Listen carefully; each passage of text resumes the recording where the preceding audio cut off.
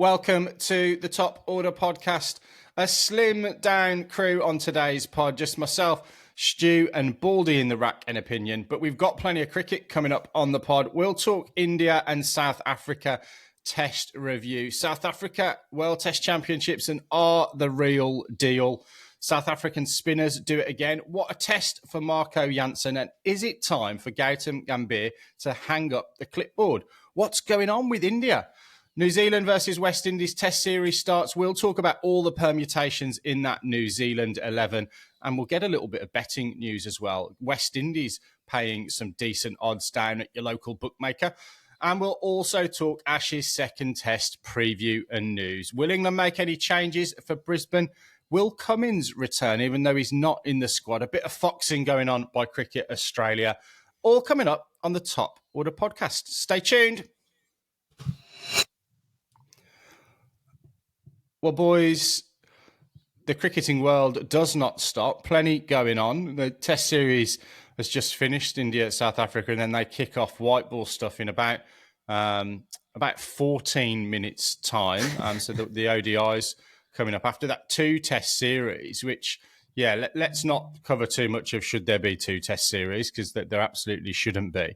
A little bit disrespectful, really, for the World Test Champions to only get 2 tests. But no, jokes aside, we're really dead keen to get some Indian views in the comments and on the emails, etc. Gautam Gambhir's coaching form, particularly with the red ball, he's mentioned that the team are in transition. We've often talked about the strength and depth of that Indian team. Is it still fair to be saying that it's a team in transition and having some excuses there, some asterisks there from Gautam Gambhir? Or as India fans, are you disappointed with the test form in recent times? But before we kind of cover that, and I'm sure we'll cover that as we talk about this series, a pretty comprehensive second test performance, winning by 408 runs, a little bit comprehensive, yeah. Very, very comprehensive. Okay, all right. Spot the book publisher over here, just because I don't use a very in there. But look, comprehensive victory at Guwahati. The spinners and Simon Harmer, who at one point was, I think, retired, wasn't he, from Test cricket, because he was going to ply his trade as at that stage a Kolpak player in England, and then took the call and came out of retirement and's done pretty well coming in and playing, particularly the subcontinent tours. But where do we want to start? And I think it's got to be with South Africa's performance, hasn't it? Yeah, definitely. And I think there's a lot. I mean, there's so many interesting things about this. I mean, you mentioned it in the intro. I think now we have to say South Africa is the real deal. I mean, Baldy and I talked about it a little bit last week when we were kind of reviewing this first test, and sort of the way that you want to build when you go and win a title like that, the World Test Championship, is you want to, on paper they had a very tough kind of draw coming to Pakistan, coming to India. Can you show that you're a well-rounded cricket side? Can you go to places around the world and win? And they've done just that. I mean, we talked, I think we have to say, when we were talking about that, we were like, well, I wonder why India produced such a spin-friendly pitch, because in a bat-off or in a, conventional kind of test wicket, which is really what we saw in Guwahati, that, we would back India because we think on paper they're a stronger side. That's the kind of wicket where they would perform.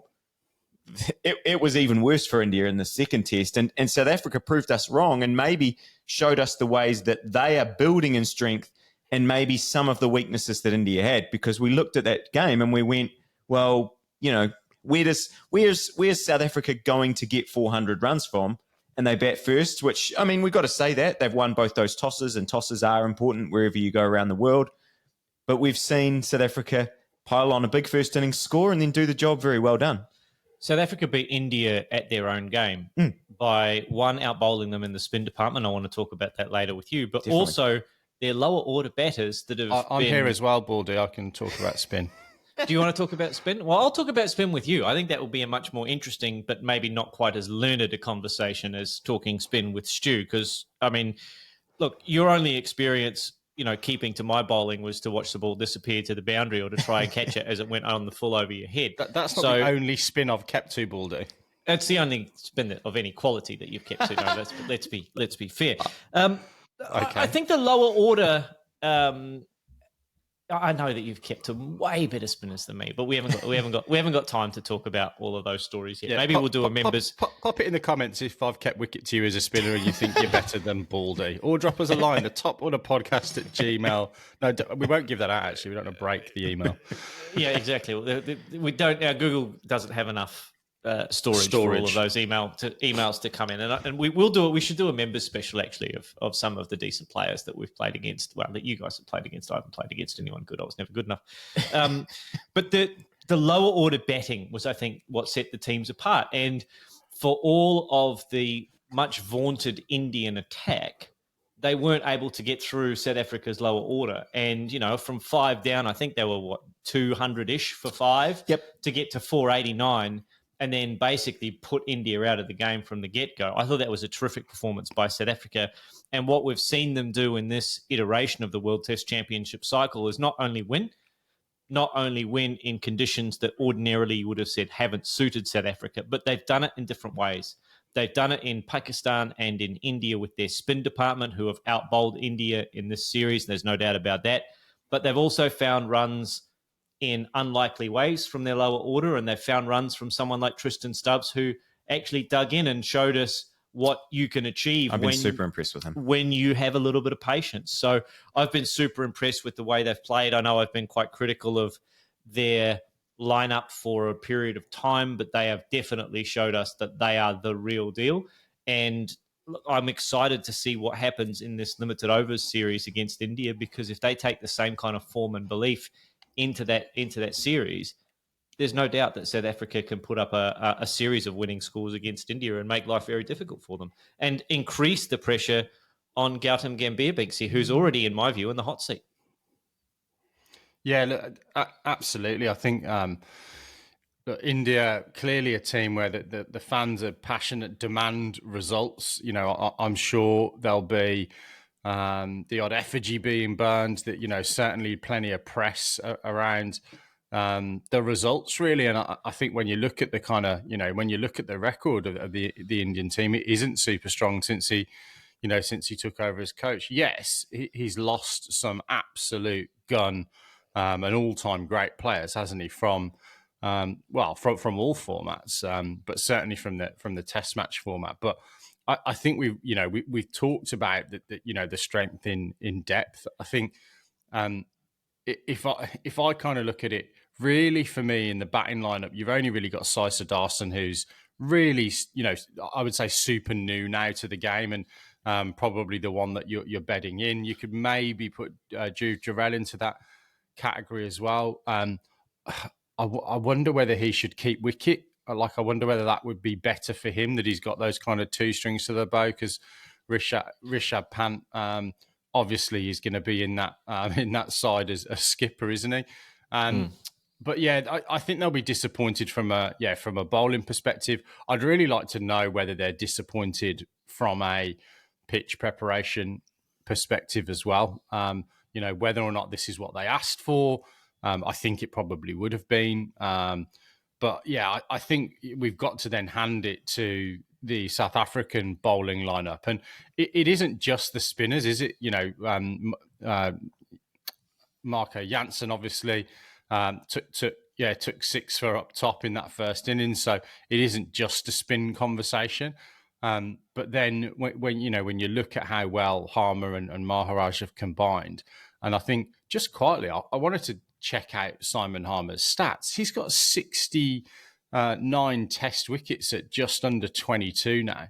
And granted, he's been the horse for the course, hasn't he? He's played mainly in the friendlier conditions as the second spinner. But yeah, just quietly, that's a pretty good set of stats for a second spinner. Maharaj obviously 200 plus Test wickets, but average closer to 30.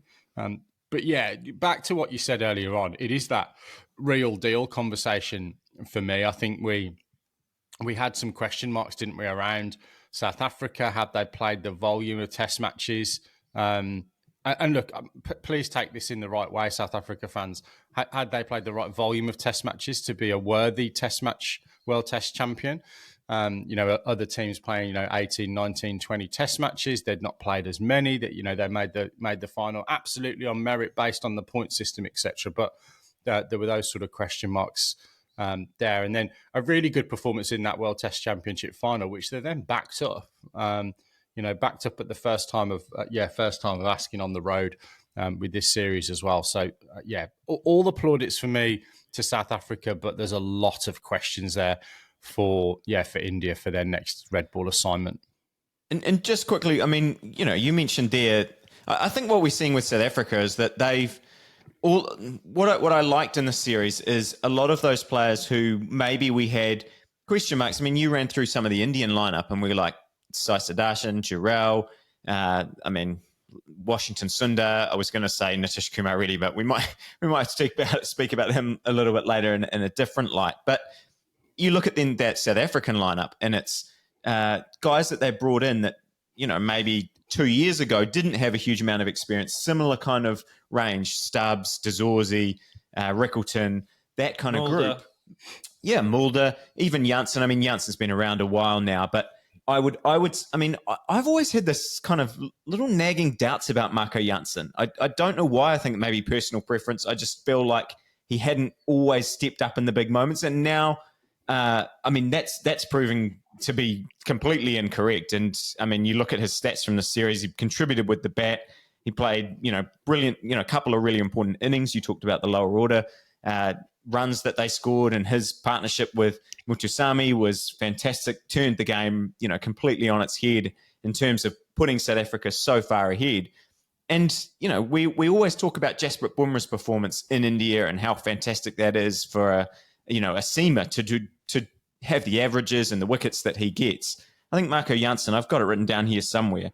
He took 12 wickets, or where is it? 12 wickets in the series at 10.08. I mean, it's phenomenal. And he was able to kind of extract different things and give them a different look. And to do that without Kagiso Rabada, who we haven't even mentioned because he missed both of these tests through injury. So, to be able to kind of step up, lead that attack and be the guy who they brought, Bavuma would bring him on when something wasn't happening with the spinners, would bring him on to kind of pick up a wicket and at different times would go bang, bang and even knock off the top of that Indian innings. Because I think if you looked at that Indian lineup without Shubman Gill, the Jaiswal KL Rahul partnership was the one that you went, okay, this is where they can really set the platform, let these other guys kind of ease into the game, kind of take a little bit of the pressure off an engine room of Sai Sudarshan and Dhruv Jurel. And they weren't able to do that because Jansen in particular was the one picking up early wickets, whereas you flip that on the other side, quite often Rickleton and Markram were setting the tone, they were getting into the innings, and then Stubbs and things would be able to come in and build later on. So, yeah, I just thought they were fantastic. I mean, yeah, I don't know. I could go lots of different directions, but do you two want to have the spin conversation that you've been dying to have, Baldy? Simon Harmer, 17 wickets, player of the series across these two tests at an average of 8.94. I wrote down the best ever by an overseas spinner that has taken 10 wickets in a series, beating Mitchell Santner from the last time around. You and I talked a little bit about, Simon Harmer's skill and what he was able to do last time. You might want to talk about that, but also I'm keen to get your thoughts on, is this now a problem for India playing against spin bowling? Because we saw Mitchell Santner, Ajaz Patel, visiting spinners are now causing a lot of problems for Indian batters, which is something traditionally. Tom Hartley. Yeah, Tom Hartley. Traditionally, we would say India has the edge against spin. It doesn't seem that way now. Yeah, there are a lot of things to unpack with this Indian team, and I don't think we're going to get time to unpack them all on this podcast. But I want to start with a couple of things. Binksy and I will talk about spin, and we'll just leave you out of it. So I'll just mute you for a sec here on the side. Binksy, the thing that struck me in this series, not so much that India's bowlers were outplayed or that India's batters against Harmer and co looked less decisive, less confident, less able to move their feet and use their hands to manipulate the ball through the field, which is what we've seen traditionally be the Indian method of dealing with opposition spin bowlers. They'd use their wrists, they'd play late, they'd manipulate the field a lot and bowl and hit bowlers off their length, not necessarily for boundaries, but just manipulate them around the field, which we haven't really seen in this series. What I thought was the biggest outcome of this series is that it felt to me like the South African spinners bowled better in the conditions that they were in than the Indian spinners did. And it's almost like the Indian spinners are so used to our way of doing things in their home conditions. When they got something a little bit different, as experienced as these guys were, not flexible enough to change their game plan effectively. Whereas I think Simon Harmer and co were more capable of changing the plans and meeting the conditions where they were at, and made life a lot more difficult for India than obviously India spinners did for South Africa. Yeah, Baldy, I probably come at it from a slightly different angle in that I think it is more about the batting approach, and look, I think in general terms, I think T20 cricket has probably had a lot to say about that, and that is, you're dead right. I think if you kind of go back, 15 years, then Indian batsmen would have played thousands and thousands and thousands of deliveries in Ranji Trophy cricket and learnt that craft of, the technique that wasn't taught at that time from a textbook perspective, which was you get your bat out in front of your pad rather than bat and pad together, so you're not going to get caught on the squeeze at silly point or short leg.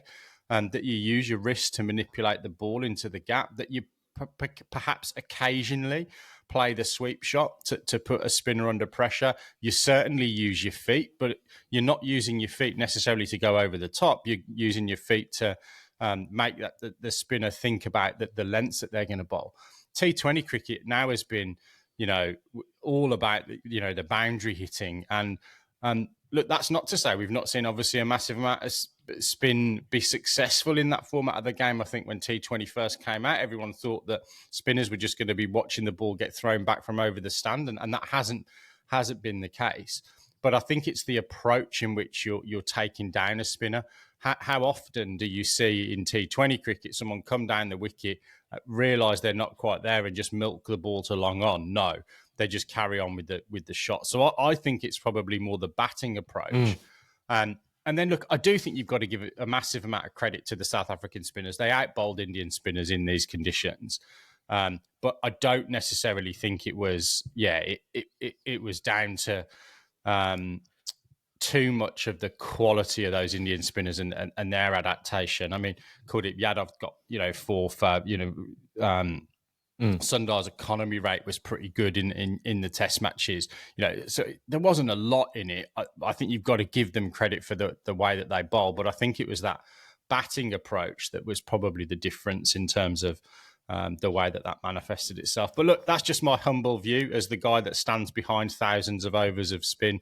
Let's hand it over to the man who's bowled thousands of overs of spin and his more valid opinion.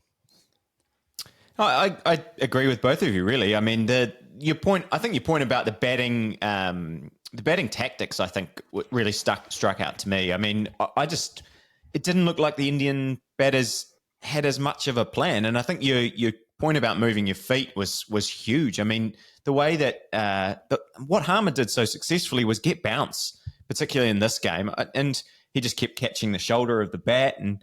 Yeah, you've got to have a counter to that. And even I thought that the South Africans and the New Zealand batters, when they were there in that series, the sweep shot was a very effective for some of them. Look, it's not, if you're not good at sweeping, then you shouldn't start sweeping, I don't think, in India. But you've got to have a plan, and it looked like it looked like the South African players were more prepared to go in with a plan. They were like, these are my shots, and if I don't get it here, then I'm going to just dig in. Someone like Stubbs, you talked about before. And I don't know that the Indian batters, had that mindset in the same way. And I don't know that, who does that come back on? Is that on the players? Is that on some of the coaching staff? in terms of how they game plan around that? Well, the players are so self-reliant. They are so self-managed these days because they play in all these different leagues. It's not like you go into the Australian team or the Indian team and you're there for 12 months of the year getting coaching from just one set of guys. Yeah. So the coaching setup for India, as it is everywhere in the world, is environment-based, right? What environment are we creating for the team? All of the technical coaching has to come from internally and the people that you put around you as an individual player. So each individual has to have a game plan that works for them. But we're not seeing in that Indian side at the moment, as talented as the guys who've come in to replace Kohli and Rohit and Co are, we're not seeing a Lakshman in there. We're not seeing a Dravid in there who, the longer they bat, the least likely you are to get them out. I think up and down that Indian order, you feel like you're going to get an opportunity at some point in those conditions, even with a guy like Pant or Dhruv Jurel, who can bat you out of the game quite quickly. And let's not underestimate the impact that not having Shubman Gill had on that batting lineup, right? As being the guy who has come in to replace those two big names and who has done a really good job so far. Not having him in the game really hurt India from a continuity perspective. And I think that's one of the reasons why they weren't as successful. I think the other thing that you can point to from a batting perspective is that KL Rahul didn't have a great series. You go back to the West Indies test, he got 170 odd and 100, I think, in both of those games. But he hasn't got a big score since then. And so India has looked a lot more fragile because they kind of don't have their rock at the top of the order setting up their innings for them.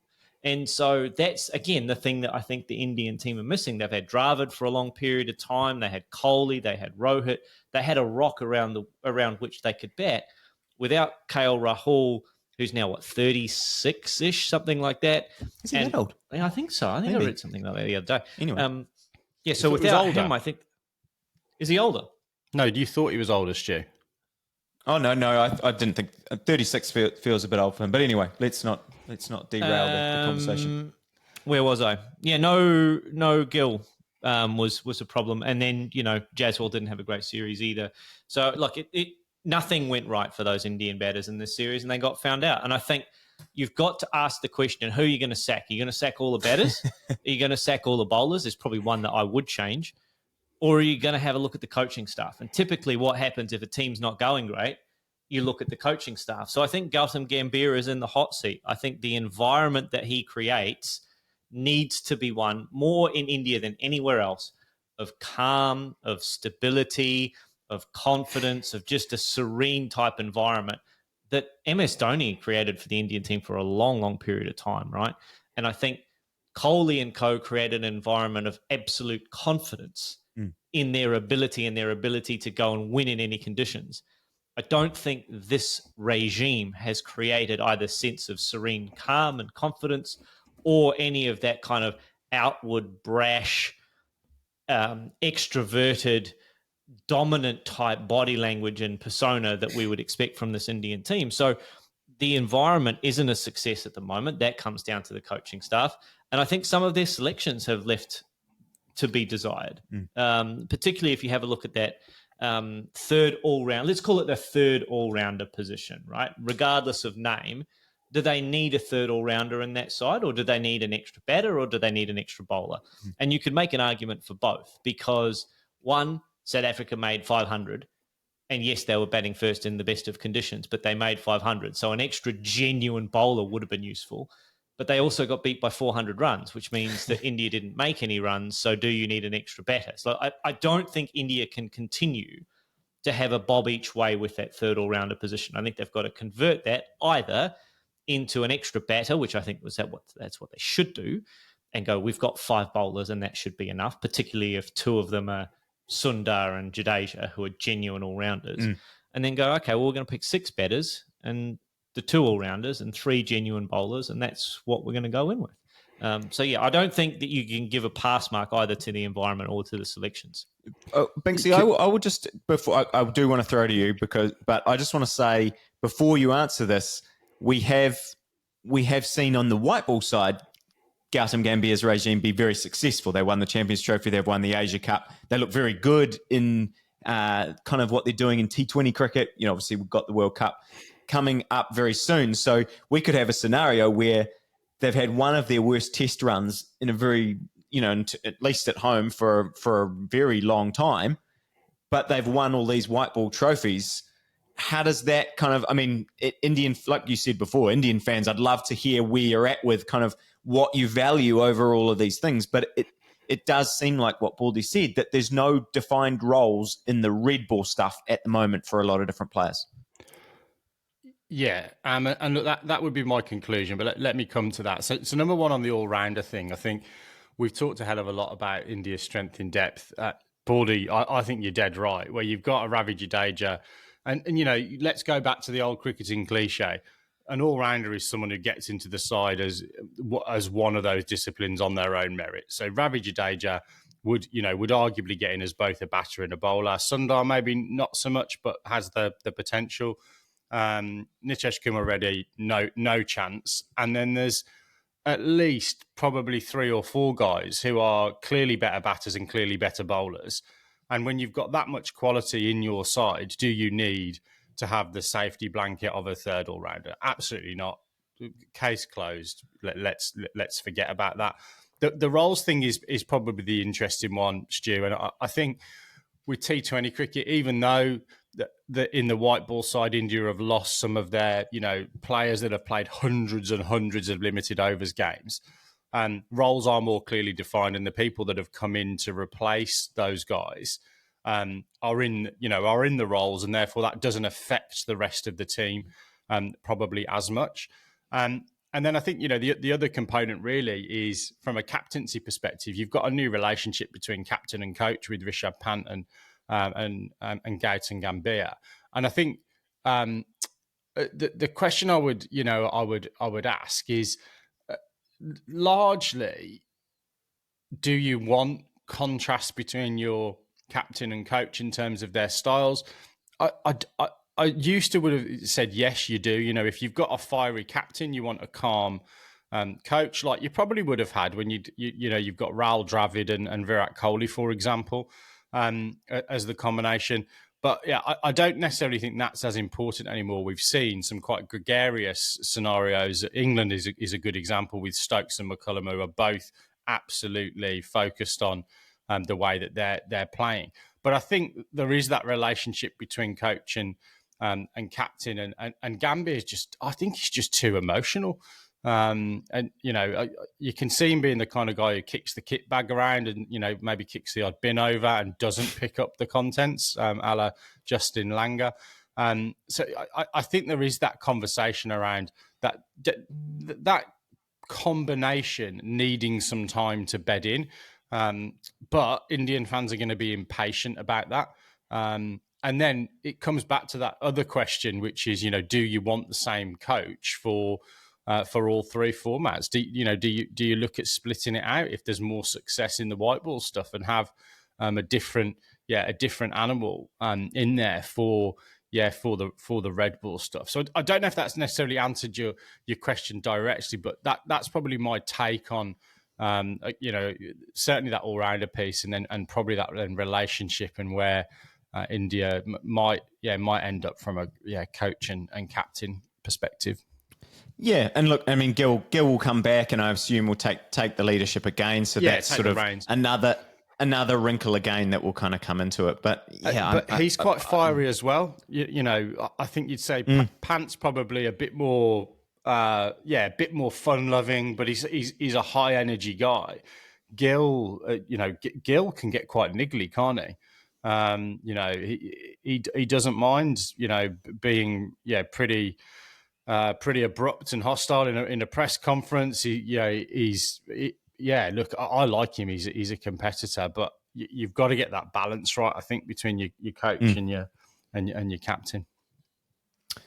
Yeah, there's nothing much more to add on this series for me. Now, like I say, I'm intrigued to see what I'm intrigued to see what's next, because I do think India is going to go into the T20 World Cup and probably do really, really well. And then that kind of contrast that we've just talked about is going to be fascinating, that they're going to be, on the one hand, very successful, but on the other hand, what is kind of going on with their test cricket at the moment, at least at home, because I think away, some of those problems that I think they played really well in England at different times, and what all the role stuff gets complicated more at home because of the spin contingent and all of that stuff. So, yeah, there's a lot to unpack.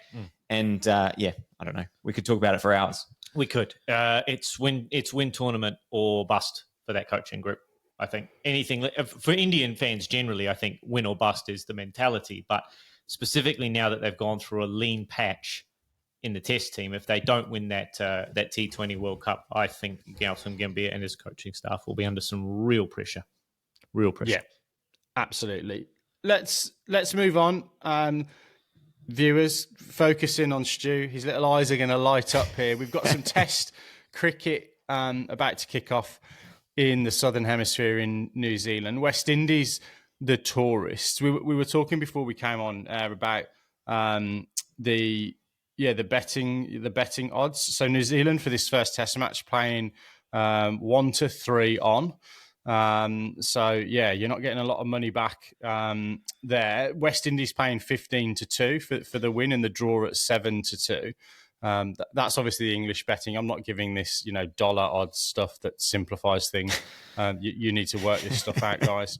But look, it's pretty clear that there's not much hope given to the West Indies on an away tour, and I think, look, no spoilers, that's not surprising, and I don't even think Stu is going to be able to find too much reverse moz for why the West Indies are going to come overseas and win. But let's start with New Zealand, Stu. There's a few injuries around, but if we kind of look at that squad, there's definitely some exciting stuff in there with perhaps some of the bowling choices more than the batting. Zach Folkes, I thought, looked pretty good in the one-day stuff. You've got Jacob Duffy, who I think in New Zealand conditions swings the ball around a bit. But probably some question marks just around the makeup of that batting lineup, and Santner and Bracewell and Will Young and a few others. But what are your thoughts, I guess, on that first squad or first Test squad for the Black Caps? It's been a weird summer for New Zealand, because I think I've been saying on this whole sort of since the New Zealand summer started, I kind of just want to get a sense of what the best New Zealand side is in all of these different formats. And even now, we're going into a Test series, and I still feel like this side has been named, and you rattle through the players that aren't there, and you kind of go, okay, well, Jameson and Phillips are not in the squad for the first Test.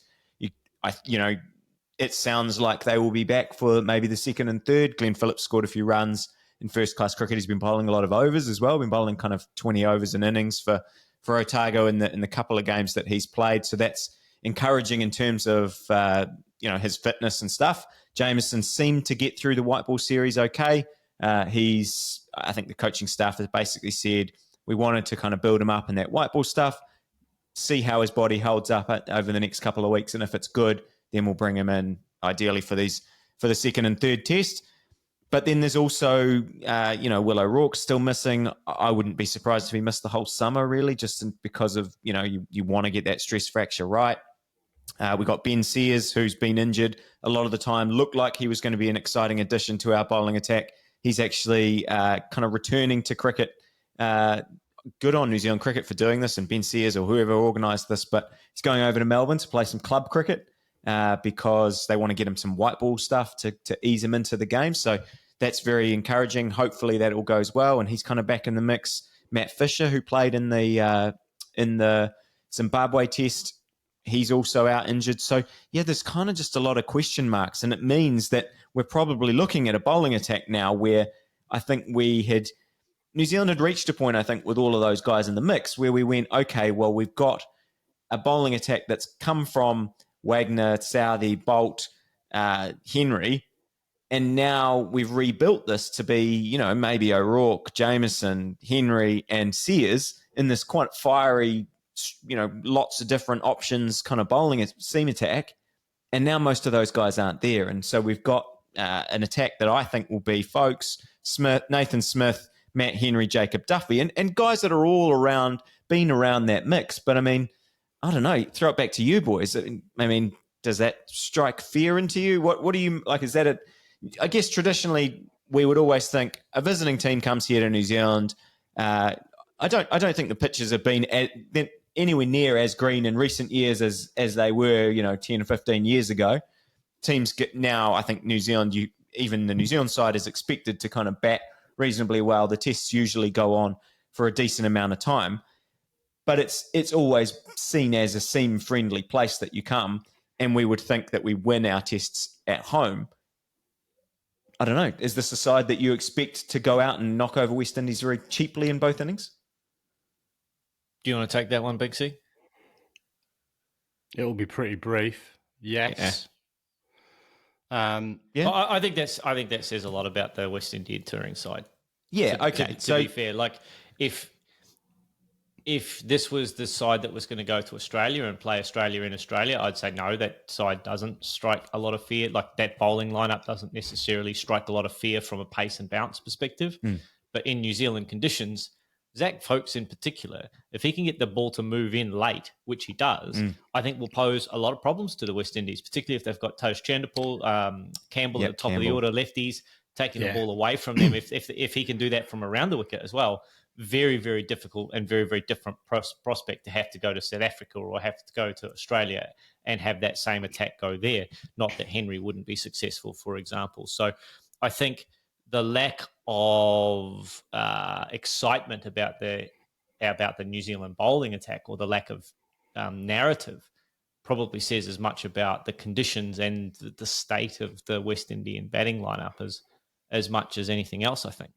The only point I'd make on your question, Stu, I think is, how often have we turned up at Hagley and looked at that wicket and it's, barely discernible from the outfield in colour, but then it's pretty benign and is actually a decent batting deck as well. So I think that this narrative around, you come to New Zealand and it seems all over the shop. And similarly, you go to England and it seems all over the shop. That isn't the case anymore. Yes, there might be a little bit more nip in the pitch on the first morning than you'd see in the West Indies, for example. But generally, these are pretty decent, easy paced batting wickets nowadays, aren't they? So I don't necessarily see it as. As bowling sort of friendly conditions. I think it is the fragility of that West Indies batting lineup that's probably going to be a bigger factor in New Zealand's series victory. Yeah, and I think for New Zealand, there's it feels like there's a lot, maybe not a lot at stake. Well, there is a lot at stake because if you want to be successful in this World Test Championship, you have to win these games at home, and so they need to take care of the West Indies. They need to win all three of these tests. Hopefully, obviously, rain doesn't play a part, but they need to go out and win all these games. I think that's the expectation from the public. I think that'd be the expectation internally. I think individually for a lot of these players, there are also a lot of stakes in terms of all of us have kind of got our eyes on next year, at least fans. I know players are always like, well, we know we don't look too far ahead. But next year is a massive year for New Zealand cricket. We've got the T20 World Cup, then we go to England for 3 tests, and then we come back home and we go to Australia for 4 tests, and then India's here. So, this is the next year is next year or next 12 months, 18 months is a marquee year for New Zealand cricket, and you want to be involved. And so there's guys. You look all through that lineup. There are lots and lots of players who, I think if we're going the batting lineup, Young and Conway are probably fighting at the moment for that opening batting spot. Who's going to get that? I don't know. I would probably think Conway is going to, even though Young was the incumbent. I would say Conway has looked much better and has been given more opportunities by Rob Walter. So I don't know. If I had to predict, that's what I think will happen. Whether that's fair or not, maybe you guys will have a comment in a minute. But even, the rest of that lineup, Kane Williamson is back. We don't know how much we'll see him in future. We talked about this a little while ago. He's now stepped back from T20 cricket. He's in that press release. It was, go out and see Kane Williamson at home. We don't know how many more times we're going to get to see that in New Zealand conditions. So there's him. But then Rachin Ravindra, we expect him to be fantastic, but I felt he's been a bit rushed over this white ball stuff. Daryl Mitchell's been in great form, but even like Tom Latham, he's our Test captain. I think he's obviously going to be in the mix, but I think he has to prove himself and has to kind of.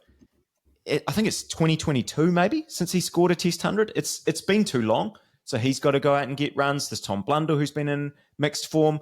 There's a lot of players that if they want to be on these marquee tours, I think they have to actually. These are the only 3 tests they've got until all that stuff happens. So they've got to make the most of that. And if they don't, then yes, you get to the end of the summer and you go, okay, well, who are we taking? Maybe all of those guys, because of the lack of cricket, are still in the mix and there's no one else that can kind of get those spots. But I don't know. I feel like it's a big summer for all of those players.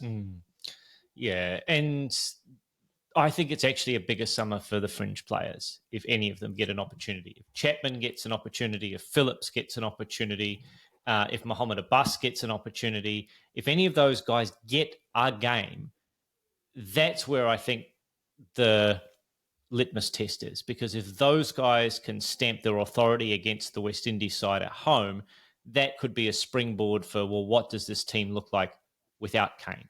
What does this team look like without Latham at the top of the order? Where can we find a spot for a guy like Chapman, who's probably in Test cricket best batting at number 3, for example? Maybe, where do you fit? That's where he bats in first class cricket. Sorry? Yeah, that's where he bats in first class cricket. So where do you put Phillips in the New Zealand side, as talented as he is? Where does he fit in that 5, 6, 7-ish part of your batting order? Because I think you've still got a question mark there. Binksy, let's talk some spin for a bit. Mitchell Santner versus Glenn Phillips for that number 7/bowling all-rounder spot, or would you go for 5 seamers? Well, I don't think they could go for Phillips because he's not in the squad, is he? Well, not for the first test, but they could bring him in for the second and third test. And yeah, Brace was in the squad for the we're first talking one. about spin, Shush. Brace was a spinner. Yeah, but we're They talking could play about Brace Binksy well. and I talking about spin, Shush. Yeah, go for it. Okay, good. Yeah, look, it is a good question. I think if you go back to the lineup for New Zealand in that Zimbabwe test, you actually got Bracewell, Santner, and Smith all in the side, didn't you? Sort of had 3. You wouldn't quite call Smith an all-rounder, would you? But handy enough with the bat. Handy number 8, 9 kind of batter. Yeah. Yeah, I was going to say he's probably an 8.25 in the batting order, isn't he? There or thereabouts.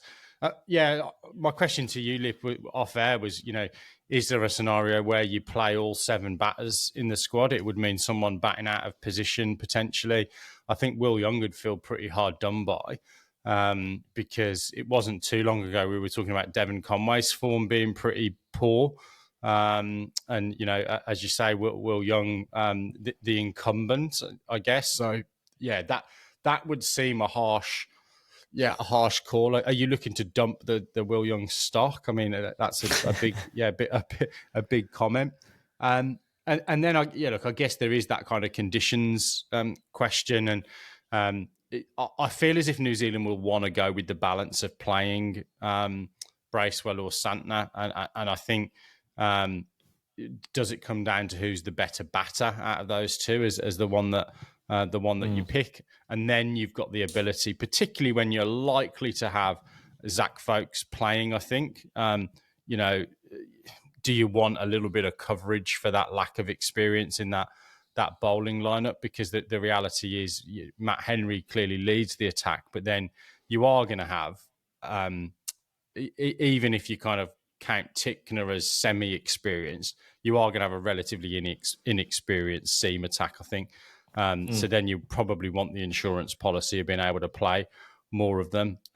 You're probably better placed to make that call. The only thing I'd say is you very rarely played a spinner at home for the last 10 years. So, if you're looking at someone that's maybe going to bowl a few little tweakers, my view would be you play those 7 batters and you look to get your spin from Rachin for that first test of the summer, and then you've got the ability to play four seamers, do you really need that that genuine spin option in there? That'd be my question to you.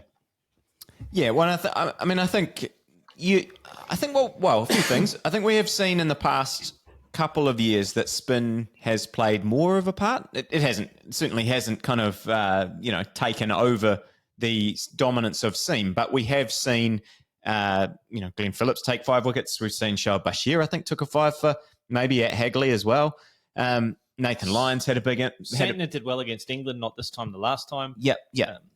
So spin is playing a bit of a part. I do tend to agree. Maybe we don't need all of those bowling options. I mean, I would expect when Phillips is fit, he will just come back and be the number 7. But I think what will lean them towards Santner as well is that Santner's been fantastic with the bat. Yes, it's white ball, and yes, it's he's playing a completely different role. He's been coming in and just smashing it from the start, basically. But he's looked $1 million, and I think probably can stand up and look at that lineup and go, yeah, I can contribute batting down at 7, and I don't think anyone in the team would look at him and go, he's not good enough. And I think with Smith and with Zach Folkes, they're both yet to prove it, I suppose, but handy batters. Folkes is a reasonable bat. Yeah, Folkes especially, I think has potential to be, a genuine all-rounder one day. Hasn't kind of had the opportunity to prove it. But to Binksy's point as well, Folkes has played 1 test. Jacob Duffy's played 1 test. Nathan Smith has played 3. So even just having Santner in that bowling attack, I think will be important. I mean, that's who I would pick. I know it's harsh on Young, and yeah, Conway. The interesting thing is, I thought the West Indies would pick Matthew Ford because he's been fantastic in that, and he looked to kind of have the number of all of those, particularly Conway, just bringing it back in. I'm sure that Jaden Seals and Kimo Roach are kind of watching all that film and going, "This is exactly what we're going to try and do to you." Again, I think it's going to be. I think it's massive for him for Conway in terms of proving that he can kind of sustain a test spot. Yeah, I don't know. Maybe they will go with Young. That's a big question, and I think we're going to see Rob Walter's preference. Really, we're going to see who he prefers in that spot going forward. Because yes, like I said, they've only got these 3 tests, and then they're going to be going to we expect much tougher challenges ahead, and you would think that you're going to want these guys to go to be the ones that you build with and build your test squad. Because, I would say after that cycle is when we might start to see all those other guys that you mentioned, Abbas, Chapman possibly, even though he's on the older side compared to some of these other ones coming through, like, Reece Murray and Matt Boyle, kind of the next kind of crop of New Zealand batters, I think might get that opportunity. I know people are eager to always see the young player get a chance, but I think it might be 12, 18 months before we start to see that with the New Zealand side. Lip, can I ask you a quick question on sentimentality, I guess? The press has been, come watch Kane, and almost sort of saying this might be the last time you see him in New Zealand. Do you see that? I mean, I know he's not going to be one for sort of fanfare and all that kind of stuff, but it seems a pretty damp squib of a series to kind of go out on, even if it's your home retirement you're going to play on the road. Do you not see more so? You talked earlier on about the next 12 to 18 months with England tour, where Kane seems to like England. Has played some county cricket. He's been involved with the London Spirit and Middlesex. Sort of comfortable, in his skin there, I think. And then, you mentioned that Australia thing. Is that not a better horizon for him to bow out potentially? And then, you India next summer as well. I'd be surprised if he's not on those tours. But you never know. And I suppose that's the big question. If I was in his boots, well, who knows what he's thinking in terms of his family life, his other situation, and how he feels if that desire is kind of not there. I don't know. You guys know, even just from various times at club cricket and different levels, you start to wake up sometimes on a Saturday morning and go, "Oh, I hope it's raining because I can't really be bothered today." And that's certainly how I got at the end of when I stopped playing sort of competitive cricket. And if he's getting to that point, then lots of people talk about that time. It doesn't feel like that's where he's at. He's talked a lot about wanting to, still has the desire to play for New Zealand. If you're looking at that, what's ahead for New Zealand, it feels like the kind of thing you'd want to be involved in. But even then, like we just said, not a lot of that is at home. And yes, he's not going to be in the T20 World Cup, but there's these big test tours that are massive on the New Zealand calendar. Everyone wants to go on the Australian tour. All the fans are that's sort of, you guys have talked about the Ashes for it seemed like the last 6 months, even though, it's only just kind of kicked off, that it feels like New Zealand never goes to Australia. We've never had hardly any success there. It feels like the kind of thing that he would want to test himself one more time. And it's the same, then we've got the 2027 ODI World Cup. I in my head, have kind of penciled him into that kind of timeline. But perhaps, it's still, even then, these three tests, we may not see him for much more than that at home in New Zealand. So I think that is a valid point. Moving on. Yeah, all good. Yeah, look, I mean, New Zealand should. My hope is that New Zealand win these three tests and win them well. So yeah, you guys can get some Ashes chat in now, because that test is also coming up very, very soon, and still some questions to be answered about these lineups, even though we have seen some squads named. 3-0 New Zealand? Yeah, I would hope so. 3-0 New Zealand? Correct. Yeah, I would agree. Yeah, unless there's weather, I can't see any other result.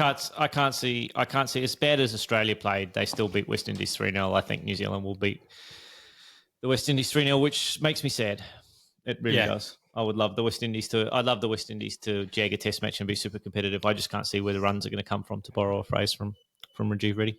I think the bowling attack's going to be good. It's going to put you under pressure, but I just don't see where the runs are going to come from, unfortunately. Yeah. Agree.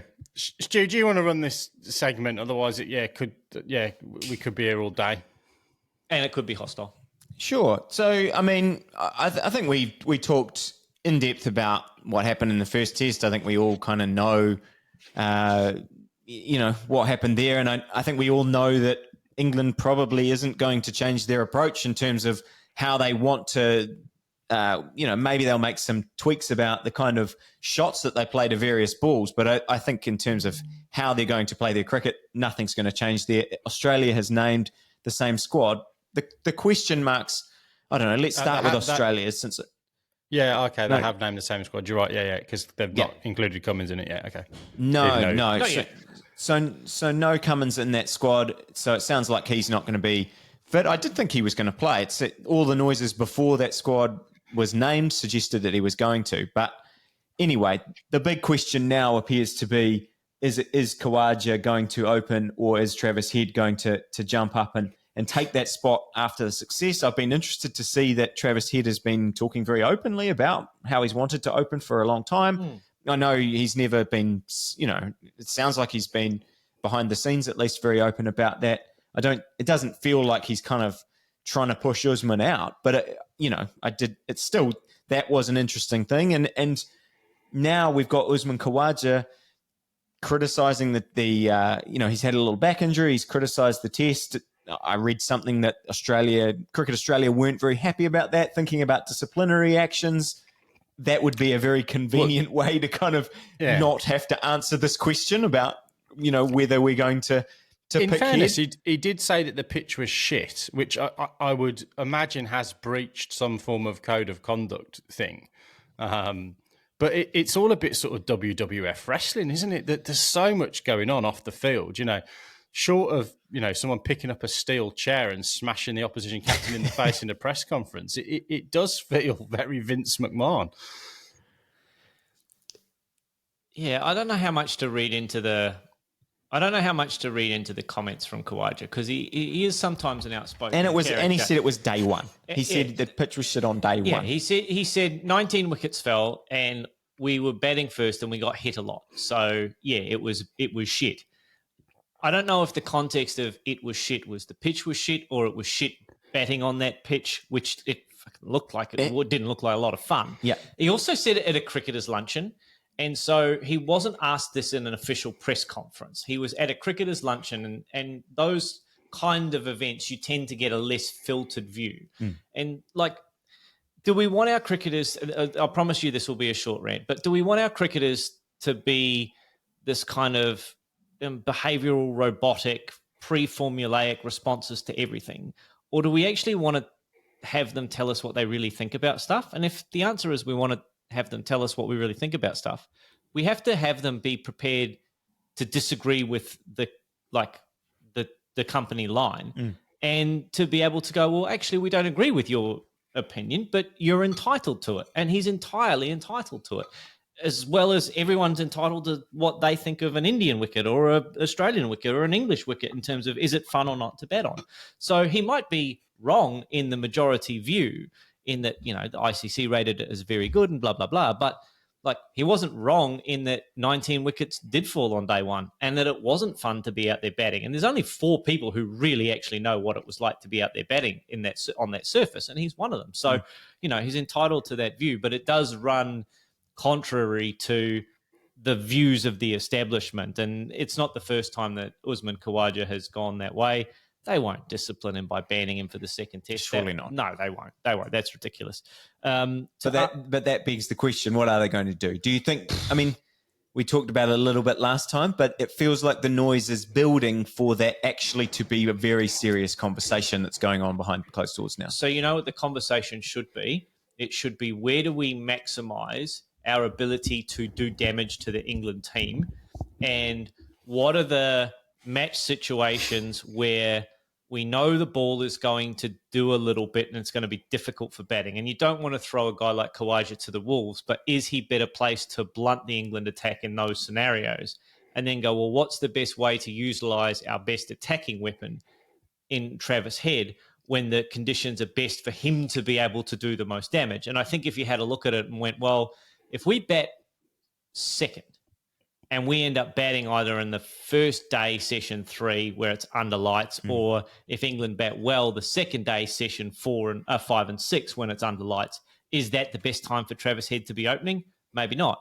But if we can get Travis Head in on day 2 in session 1 or day 3 in session 1 and 2, when the conditions are probably going to be reasonable for batting, weather notwithstanding, does Travis Head become a situational opener for Australia? And I think that's a much more intelligent conversation than a blanket, well, Khawaja's got to go, Head's got to be in, because as you know from one-day international and T20 cricket, opening the batting is a high-risk, high-reward game. And you're okay with that guy nicking off early doors because you've got a limited number of balls, and then you can, just roll the next guy in to try and do the same job. And their effectiveness is limited to a certain period of time, the first 6 or 10 overs when the field is up. That is a very, very different prospect than having to open against, well, if we don't have Mark Wood, but Archer and Carse and Atkinson, when the ball is going to do a bit in Brisbane, and it will do a bit in Brisbane. So I think Australia can't have a blanket approach of, well, we've seen Head do it once in Australian conditions, and therefore that's our answer going forward, because I don't think naturally it's going to really work like that or be as successful as we need it to be against England. Binksy. Yeah, what do you want to see, Binksy, from an English point of view? From an English point of view, so I've got kind of a couple of points. I'll just kind of close out from an English perspective that Travis Head conversation, because that's one of the things I've got written down. I'd rather have Head opening if I was England. So, yeah. You want to expand on why? Yeah, because I think him coming in at 5,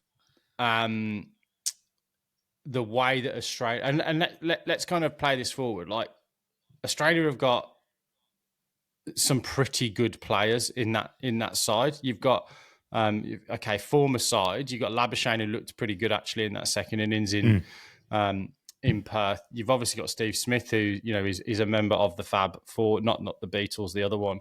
And then you've got Travis Head coming in. I wouldn't want him coming in at number 5 if Australia either going well, because then he's got the ability to play that kind of Gilchrist-like innings that just takes a game away from you in a session. Or if they're not going well, he's still got that ability to change the course of the game batting at number 5. I think, England would love him at the top of the order, because even if it's day one, sunny conditions, pink ball doesn't do as much as a red ball, rah, rah, rah, rah, rah. And I'm sure we'll come on to all of that. You're still a chance of nicking him off with a new cricket ball. So yeah, I absolutely think England would love that. Mark Wood missing for England, not really an issue for me. I don't think he would have necessarily played anyway. It doesn't feel as if you would have needed that kind of pace option in a pink ball test. I think you probably want the sort of scalpel rather than the jackhammer a little bit in terms of the way that you might approach that bowling. And I think particularly in that session, the daylight session, you probably want someone who's going to bowl some hard overs rather than someone that's going to come in and bowl a 4 over spell. And then the final thing, I think, from an England perspective, we've had to sell some newspapers in the last, week or so, and 3 days of cricket missing has meant that, 3 days of that press coverage has had to be about what England are going to go and do. And this Canberra pink ball president's match narrative for me is just an absolute load of bollocks. With all these former players, Michael Vaughan and Jonathan Agnew, who played 2 test matches about 40 years ago, are just irrelevant comments, to be honest. Point one, you could go to Canberra, get a pair, and then your practice is in the Canberra nets against probably our 17th best dog sticker, because all the rest of them are in Brisbane. On a slow deck that's not giving you any preparation for what you're going to face in Brisbane in terms of pitch conditions, let alone the fact that I'm pretty sure it's about 20 degrees in Canberra at all times, and it's probably closer to 30 degrees in Brisbane at all time. And you're also going to be netting against the Lions. Oh, no, you're not, because they're playing in the freaking game. So you might be playing against some net bowlers or dog stick or a bowling machine, which you can do anywhere, because pink balls don't go in a bowling machine, just FYI. No Archer, no Stokes, no Cars, no Tong to bat against. And then that doesn't even sort of, factor in the kind of togetherness component of it, being with your team.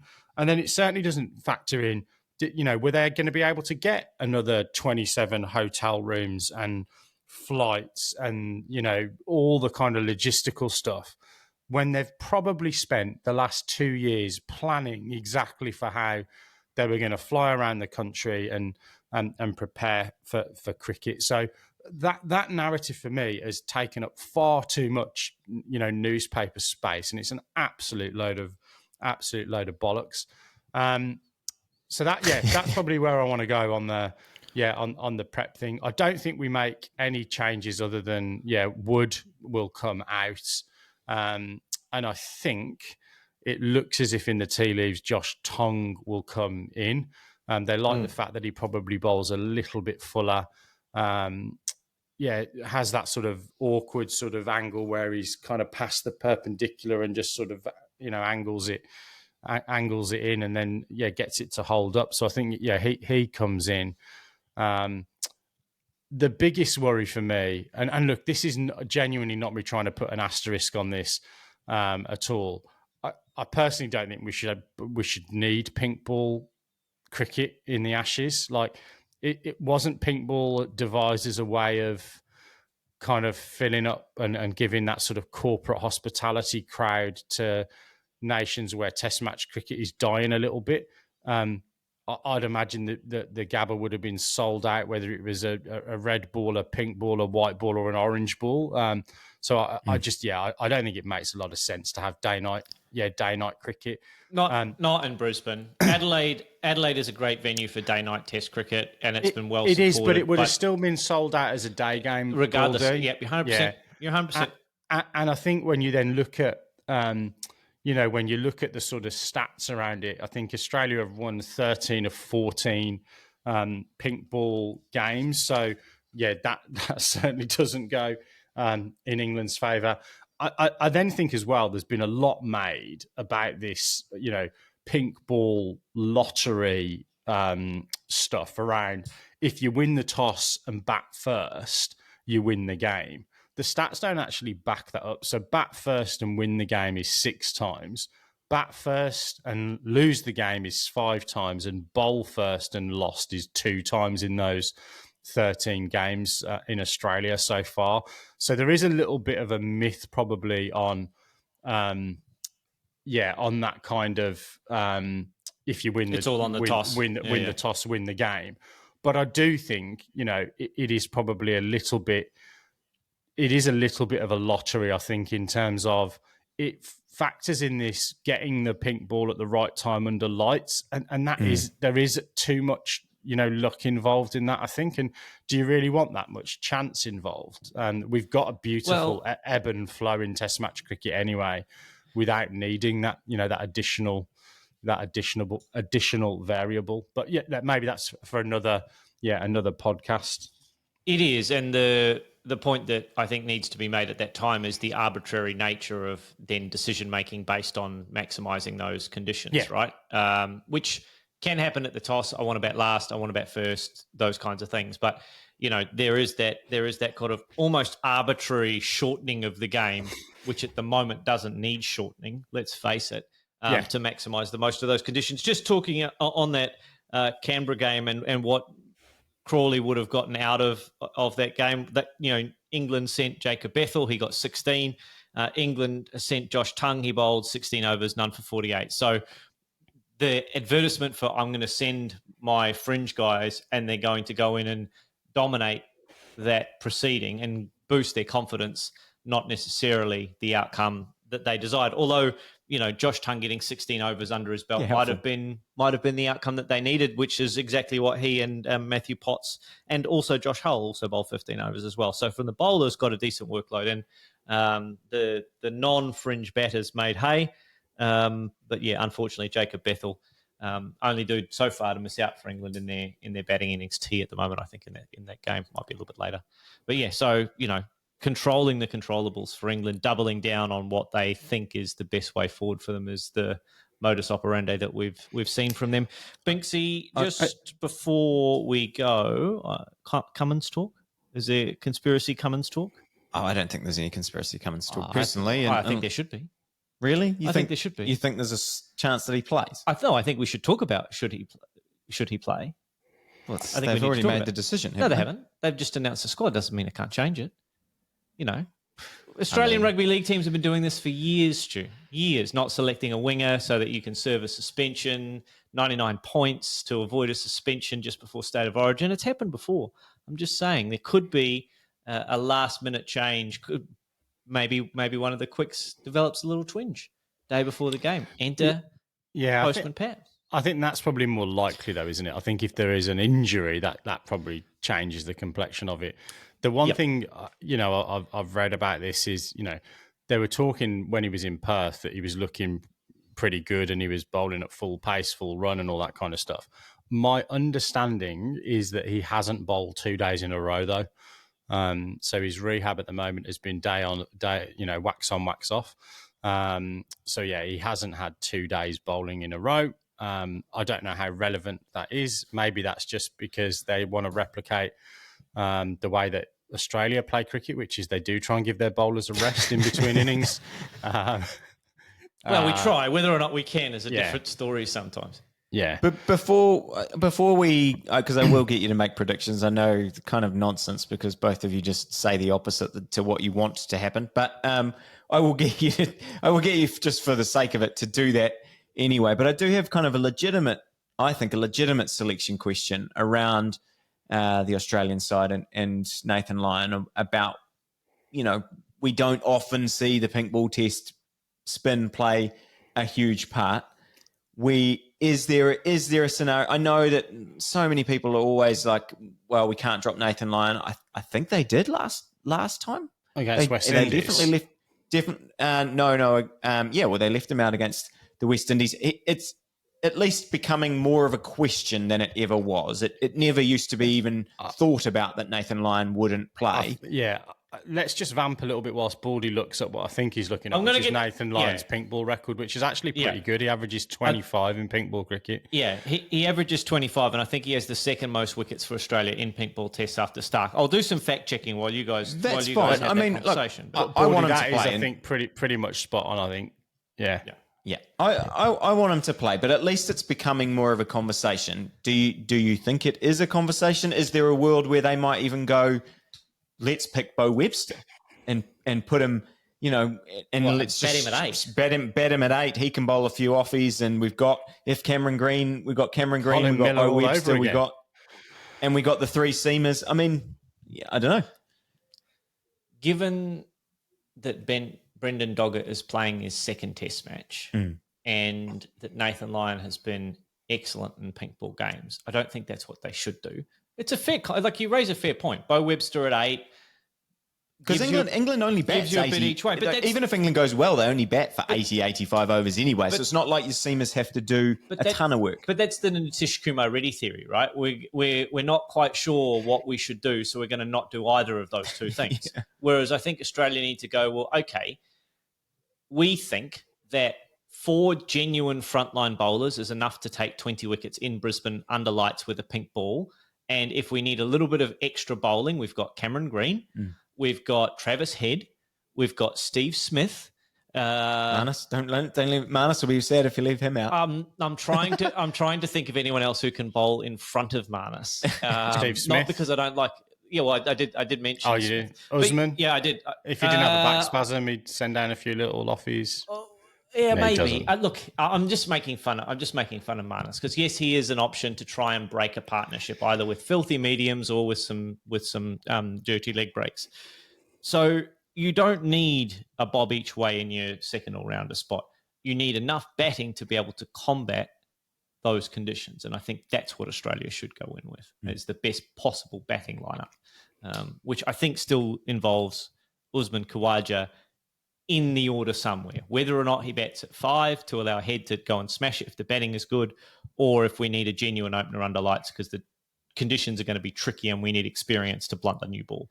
Not forgetting that when he came back into the team for Travis Head in that COVID situation where Travis Head was the COVID sub that was close contacted out or whatever it was, Khawaja batted at 5 and got hundreds at that position. So he could bat in the middle order if he really needs to. So again, it was 4 years ago, and he was a different cricketer then maybe to what he is now in terms of his ability. But I don't think he'd lose out by having him in the testing. All right, we better get you guys to predict. We're almost at an hour 15 now, and I think we had at least one comment, which actually lots of people backed us up, which was very, very nice of you all backing us up. But someone wanted us to have some shorter episodes, and we haven't done that this time around. But we've had a lot of fun, so that's all that really matters. But Binksy, you were quite optimistic, I thought, after the first test, sort of more optimistic than I expected. Are you still feeling now that this series isn't over? England's got a chance to bounce back, or are you just going to reverse Moz it and say Australia's going to smash you? The series is absolutely not over.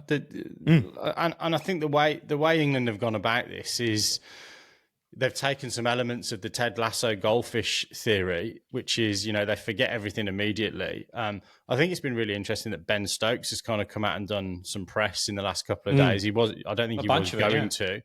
But I think he came out instead of Marcus Trescothick yesterday just to kind of set the record straight, I think, with a lot of what's gone on in the last week. And back to your earlier point around, do we want players to just always toe the party line? I don't mind some of the comments that he's made. And yes, he's maybe walked a few of those back, like calling Ian Botham a has-been. I think that was probably more aimed at Michael Vaughan, to be perfectly honest, too. At the minute, he should give up his passport. He's in that 7 commentary box, prattling around with Howie and Junior and Punter and all of his mates. You can keep him. But to answer your question, answer your question, I don't think the series is over. But I don't think the omens are particularly good in Brisbane for a visiting side. You've got, Australia very rarely lose at the Gabba. They very, very rarely lose pink ball games. I think, 13 wins out of 14. The only saving grace is there is that little bit of lottery in it in terms of toss and the conditions that we've talked about. So I don't think the series is over, but I can't predict England to win in Brisbane. The statistics are just too against a visiting side winning there. Fair enough. Baldy? I think Australia will win in Brisbane. I think before the series, I said Australia will win in Brisbane. Pretty sure I said that. If I didn't, I'll walk it back and say Australia will win in Brisbane in this one. No one's going to go back. I change my mind as quickly and often as I change haircuts these days. I think Australia will win in Brisbane. I think they'll be too strong. The only thing I will say is that none of the previous history of Australia playing and winning at the Gabba in 85 and 2011 and, all of this rhetoric around Root and Stokes have never won a test match in Australia. It means nothing to that England side. Zero. Not having won a pink ball test against Australia means zero. They don't care one iota of any of that stuff. And that is the thing I think England should be hanging their hat on, is that we don't put any stock of countenance in any of those things. So, I think Australia will still win, but I don't think that they will be scarred from this Perth test match. As Binksy said, goldfish syndrome. Bring it on. It's going to be a great test. I'm really looking forward to the rest of this. It's the measure of how much I think this is going to be an enjoyable series for everyone else is how little I want to watch it because of how nervous I am about what's going to happen for the rest of this series. So it looks like it's going to be a cracker. Yeah. For the series, I think it'd be good if England won the test, because I think if it's 2-0, it probably takes a little bit of interest out, doesn't it? Because then Australia, Yeah, but even so, Binksy, backs to the wall for England is the place where they probably would feel just about the most comfortable under McCullum and Stokes, right? Because then they get free hits at everything, right? There's no pressure on them. Yeah. They can go out and, all that kind of stuff, right? So, I don't think that's a bad position for them to be in. I mean, it's great if you're 2-0 up. 2-0 will be a bad position. Yes, I know. It'll be a bad position for them. Okay, let me say this then. For any team in world cricket, England are best in the world at being 2-0 down and still feeling confident enough to win a series from there. Because no other team would feel confident as confident as England do, or as England should. There you go. I'll phrase it that way. Fair enough. Okay. Well, look, I wish I could do the intro again, because I'd say to anyone that thinks the podcast's too long, stick it on 2 times speed, or even stick it on 4 times speed. We're a little bit squeakier, but we'll get through it in just over 25 minutes. But at an hour 17, let's call it quits for this evening.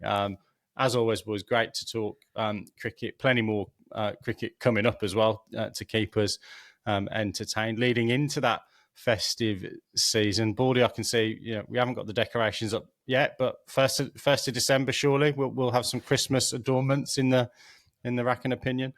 Yeah, absolutely. Upstairs is done. Downstairs didn't get done this weekend. It'll be ready for next. Wow, next you're one of those early people that goes before the 1st of December.